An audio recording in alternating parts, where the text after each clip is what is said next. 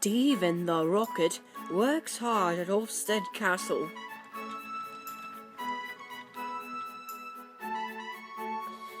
Every day he pulls guests around the estate.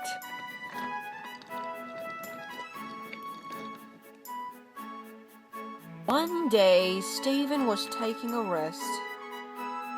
Caitlin had just finished up taking a drink of water, and she was about to leave to go back to the mainland.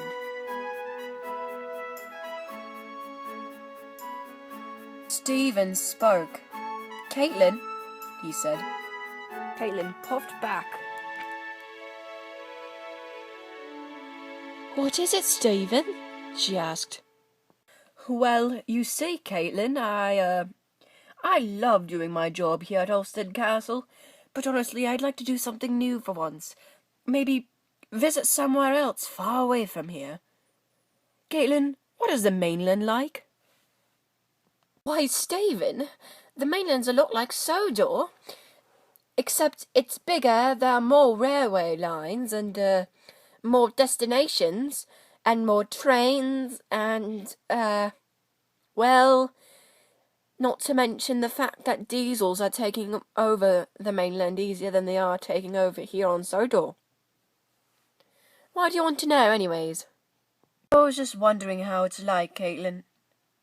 I just can't seem to stop thinking about me travelling there for once. But there's no reason to, and I don't see how I could, and the Earl wants me here to do the work."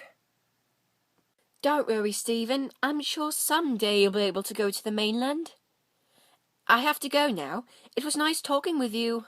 And Caitlin puffed away.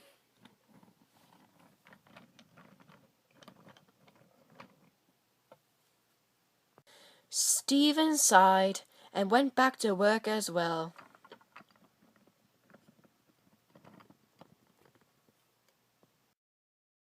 The next morning, Stephen found the Earl waiting on the platform for him. "Ah, Stephen," said the Earl excitedly, "I have some wonderful news for you." Stephen became excited. "Yes, sir, what is it?" "As they do every year in the mainland, there will be a great train show in London. Engines from all around the world will be coming to be seen by railway enthusiasts and the rest of the public. Only the world's finest, most famous engines will be there. Special engines will get the chance to pull special passenger excursions while being at the show." "Sounds like a grand celebration, sir. Are you going to it?" "Oh no, Stephen, I'm much too busy here on the estate. I have too much work that needs to be done.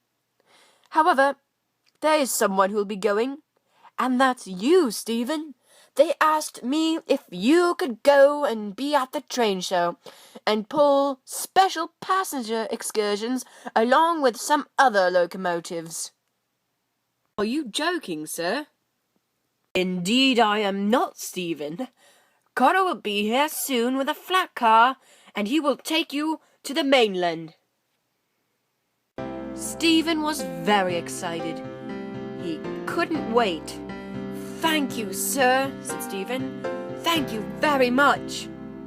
Later that day, Connor arrived with the flat car.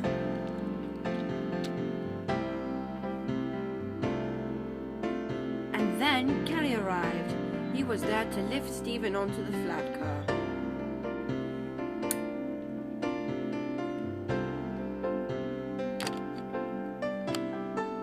Soon, Stephen was loaded and ready to go. Connor blew his whistle, and for the first time in a long time, Stephen left Olfstead Castle.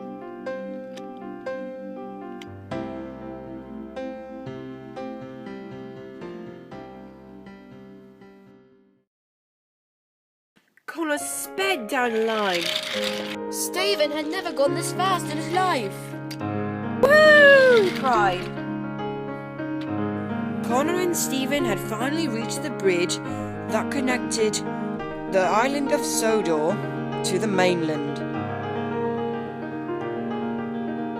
Connor puffed grandly across.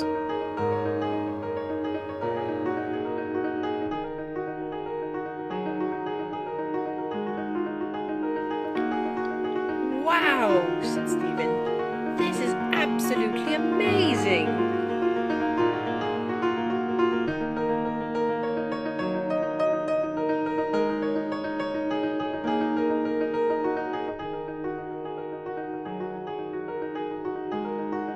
Finally, they were officially in the mainland.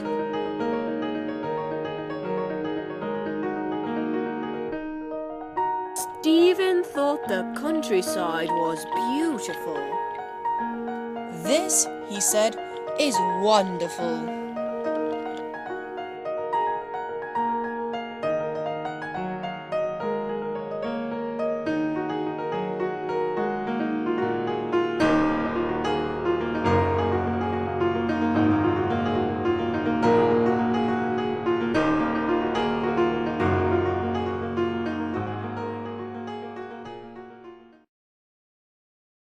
The city of London was very different from that on Sodor. Stephen was in awe at all the hustle and bustle, even things Stephen had never seen before.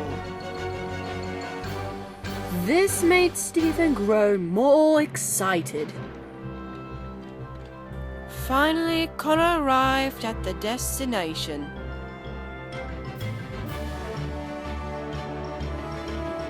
Stephen was delighted to see the Flying Scotsman there, but was surprised to see Thomas. "Thomas," he said, "what are you doing here?" "Well, I'm part of the train show too," said Thomas. "It's nice to see you here as well, Stephen." "As well to you, Thomas," said Stephen delightedly. Soon a crane arrived to lift Stephen off the flatbed and onto the rails.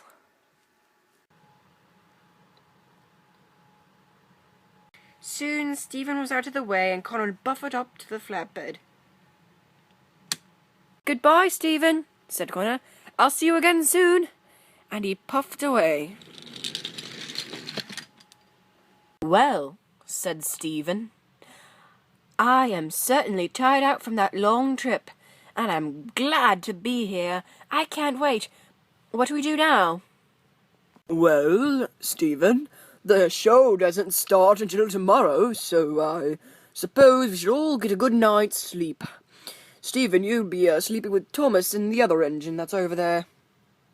Stephen saw an engine he did not recognize. "Let's go, Stephen," said Thomas, and they puffed away.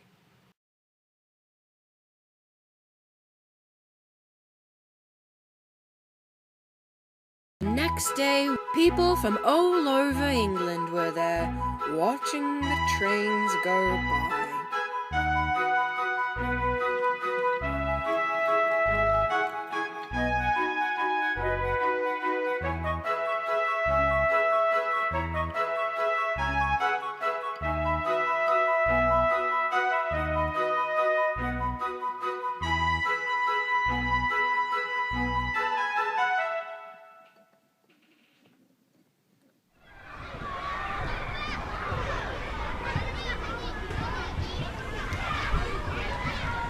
Then there was trouble.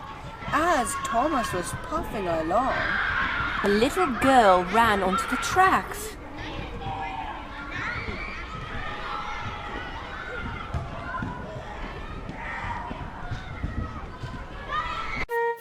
The little girl didn't know that Thomas was coming until her mother shouted, "Lucy, look out!" Thomas applied his brakes. Then a man ran out of the crowd, saved the little girl, just in time.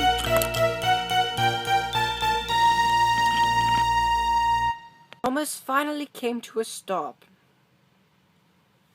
First, the girl's mother ran over to her child. Then she walked over and scolded poor Thomas. "You naughty engine!" she screamed. "You nearly ran over my child! I will Report you to the authorities! Thomas's driver tried to calm the lady down and tried to explain the situation, but she wouldn't hear any of it.